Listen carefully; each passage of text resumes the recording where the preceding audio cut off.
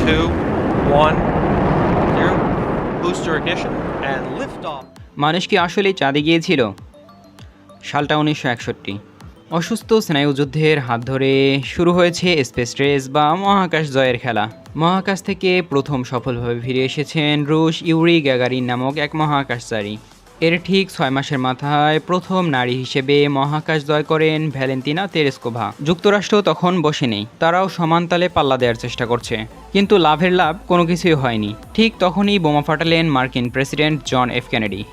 বিশ্বের সামনে তিনি দাঁড়িয়ে বলেন, শুধুমাত্র পৃথিবীর বাইরে গিয়েই থামবে না আমেরিকা, এবার তারা চাঁদ জয় করবে। শুরু হয়ে গেল নতুন এক যুদ্ধ। অসম্ভবকে সম্ভব করার কাজে নেমে পড়ল হাজার হাজার মানুষ। ব্যয় হয় বিলিয়ন বিলিয়ন ডলার। চাঁদে যাওয়াকে মুখের কথা, এজন্য বানানো লাগবে রকেট, নিয়ন্ত্রণ করার জন্য লাগবে কম্পিউটার। ভঙ্গুর দেহ নিয়ে নভোচারীরা যাবেন, তাদের ফিরিয়ে আনার জন্য লাগবে স্পেস স্যুট। সম্মানিত দর্শক শ্রোতা, চলুন আর দেরি না করে জেনে নেওয়া যাক মানুষের চন্দ্র বিজয়ের ঘটনাটি কতটুকু সত্য। তার আগে বলে রাখি, আপনি যদি এই চ্যানেলে নতুন হয়ে থাকেন তবে প্লিজ সাবস্ক্রাইব করে বেল আইকনে ক্লিক করুন, আর যদি ইতিমধ্যে সাবস্ক্রাইব করে থাকেন তাহলে অসংখ্য ধন্যবাদ। আমি রহস্য বালক আছি আপনাদের সাথে, তো চলুন ভিডিও শুরু করা যাক।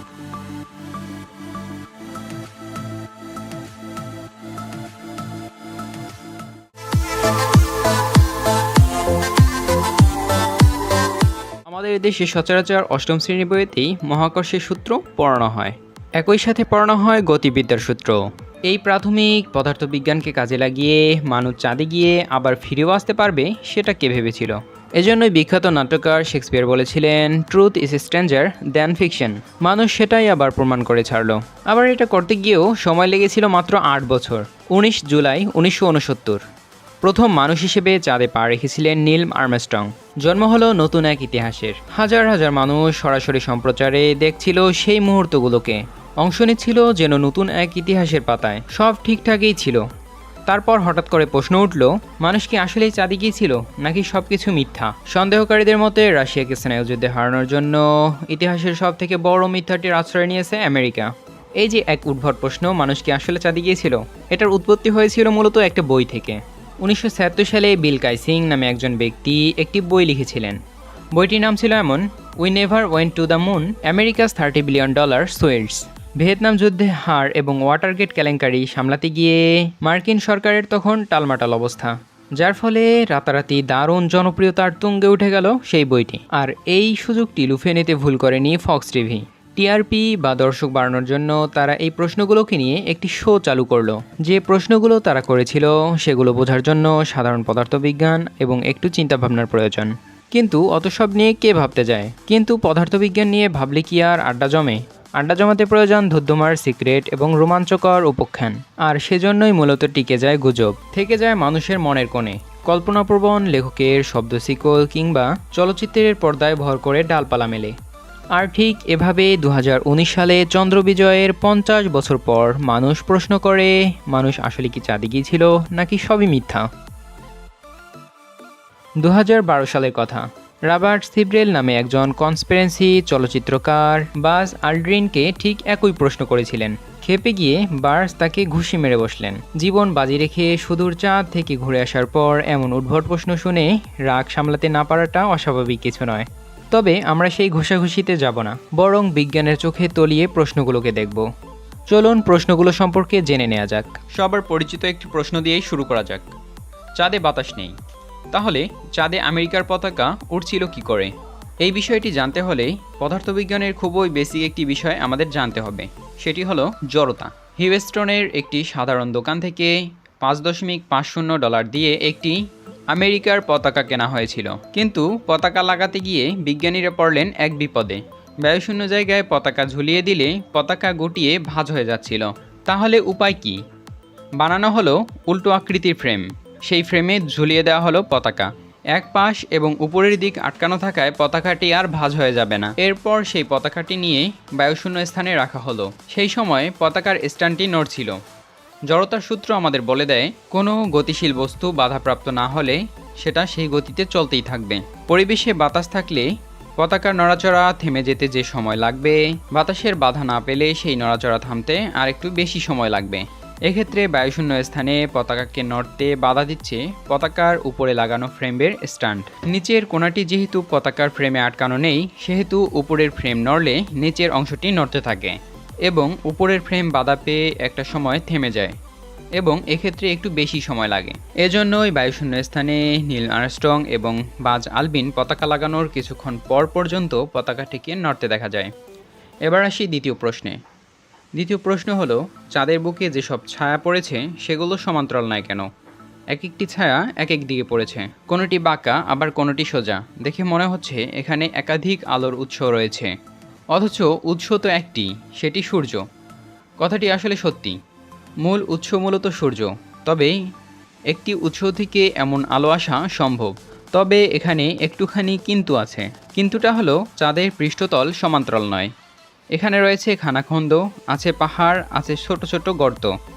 এরকম অমসৃণ পৃষ্ঠতল ছায়ার উপর ব্যাপক প্রভাব ফেলে। ধরুন আপনি একটি গর্তের সামনে দাঁড়িয়ে আছেন, আপনার ছায়াটা গর্তে সরলভাবে এবং গর্তের বাহিরে মসৃণভাবে পড়ল, এবং আপনার পাশেই দাঁড়িয়ে থাকা আপনার বন্ধুর ছায়াটি মসৃণ মাটিতে পড়ল। এরপর ছায়া দুটির সামনে একটি ক্যামেরা রেখে ছবি তুলুন, কেমন দেখাবে একবার ভেবে দেখুন তো। ঘটনা আরও বাকি রয়েছে। চাঁদের পৃষ্ঠতলে সূর্যের যে আলো এসে পড়ে তার 8% প্রতিফলিত হয়, যার ফলে এখানে চাঁদ নিজেও একটি আলোর উৎস হিসেবে কাজ করে, যার ফলে লুনার মডিউলের সামনে পুরো অংশটা ছায়াবৃত থাকার কথা থাকলেও কিছু অংশ ছায়াবৃত এবং কিছু অংশ আলোকিত দেখাচ্ছিল। এরকম আরও কিছু ব্যাপার রয়েছে, যেমন ছায়ার মধ্যে স্পষ্ট ছবি কিভাবে এলো। এর উত্তর দেওয়ার আগে দুটি প্রশ্নের উত্তর জেনে নেওয়া যাক। অ্যালুমিনিয়ামের প্রলেপ দেওয়া ক্যান্টন ফয়েলে মোড়ানো লুনার মডিউল এবং নভোচারীর সাদা স্পেস স্যুট দুটোই সূর্যের আলোয় প্রতিফলক হিসেবে কাজ করে। সেই সঙ্গে পৃথিবীর বুকে প্রতিফলিত হওয়া কিছু আলো চাঁদে গিয়ে পড়ে। এদিকে চাঁদে আবার বায়ুমণ্ডল নেই, যার ফলে এইসব কিছু মিলিয়ে ছায়ার মধ্যেও স্পষ্ট ছবি এসেছিল। এবার আরেকটি উদ্ভট প্রশ্ন নিয়ে কথা বলা যাক। নীল আর্মস্ট্রংই যদি চাঁদে প্রথম মানুষ হয়ে থাকেন, তাহলে তার ভিডিও করছিল কে? আসলে এই পুরো ঘটনাটি সরাসরি সম্প্রচার করার কথা ছিল, যার ফলে লুনার মডিউল ইগলের সিঁড়ি দিয়ে নামার সময় একটি ক্লিপ বের করেন নীল আর্মস্ট্রং। এর ফলে পাশ থেকে বেরিয়ে আসে টিভি ক্যামেরা। নাসার ওয়েবসাইটে এর অডিও রেকর্ডও রয়েছে। নীল আর্মস্ট্রং জানতে চাচ্ছিলেন টিভিতে সরাসরি সম্প্রচারের জন্য সঠিক ছবি পাওয়া যাচ্ছিল কিনা। আরেকটি প্রশ্ন আসে বার্জ আলড্রিনের একটি ছবি নিয়ে। তার হেলমেটে লুনার মডিউল এবং সাদা একটি অংশ দেখা যাচ্ছে। সাদা এই অংশটি আসলে নীল আর্মস্ট্রং, ছবিটি তিনিই তুলেছিলেন। স্পেস স্যুটের বুকের কাছে ক্যামেরা লাগানো ছিল, যার ফলে তিনি বুকের কাছে হাত দিয়ে ছবি তুলেছিলেন। ছবিটির ওই অংশ জুম বা বিবর্ধিত করলে সেটি স্পষ্ট বোঝা যায়। আরেকটি প্রশ্ন হলো, চাঁদের বুকে যেসব ছবি তোলা হয়েছিল সেগুলোতে তারা, আকাশ এসব দেখা যায় না কেন? সকালের আকাশে তো তারা দেখা যায়, তবে দিনের উজ্জ্বল আলোয় ঢাকা পড়ে যায়।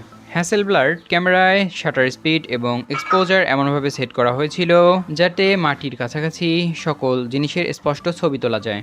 দূরের ম্লান নক্ষত্রের ছবি তোলার জন্য লং এক্সপোজার বা ওয়াইড অ্যাপাচার সেট করলে দূরের নক্ষত্রের ছবি ঠিকই আসতো, তবে কাছের ছবিগুলো অতিরিক্ত আলোয় ঝলসে যেত, যার ফলে দূর আকাশের ছবি ঠিকই পাওয়া যেত, তবে কাছের কোনো ছবি পাওয়া যেত না। যারা ছবি তুলেন তারা এই বিষয়টি স্পষ্ট বুঝে যাবেন। আরেকটি উদ্ভট প্রশ্ন হলো, নভোচারীদের স্যুটের জুতার ছাপ আর চাঁদের মাটিতে ছাপ নাকি মিলে না। যুক্তরাষ্ট্রের ন্যাশনাল এয়ার অ্যান্ড স্পেস মিউজিয়ামে নভোচারীদের স্যুট রাখা আছে। স্যুটের পাশেই আরেক জোড়া জুতা রাখা আছে। স্যুটের সঙ্গে যুক্ত জুতাগুলো ছিল ভিতরে, আর আউটার বুট নামে পাশে রাখা জুতাগুলো ছিল বাহিরে। ওই সময়ের ছবিগুলোতে স্পষ্ট আউটার বুটেরই ছাপ বোঝা যাচ্ছে। একেই বলে চোখ থাকিতে অন্ধ। আশা করি ভিডিওটি ভালো লেগেছে। ভিডিওটি ভালো লাগলে লাইক করতে পারেন, কমেন্ট করে জানাতে পারেন আপনার মূল্যবান মতামত। ভিডিওটি বন্ধুবান্ধবদের সাথে শেয়ার করতে পারেন এবং আমাদের চ্যানেলে নতুন হলে সাবস্ক্রাইব করে পাশে থাকার অনুরোধ রইল। দেখা হবে পরের কোনো ভিডিওতে। ততক্ষণে ভালো থাকুন, ভালো রাখুন। ভালো রাখার মালিক সৃষ্টিকর্তা, আপনি প্রভাবক। ধন্যবাদ। 1, 0, booster ignition, and liftoff of Shuttle Endeavour.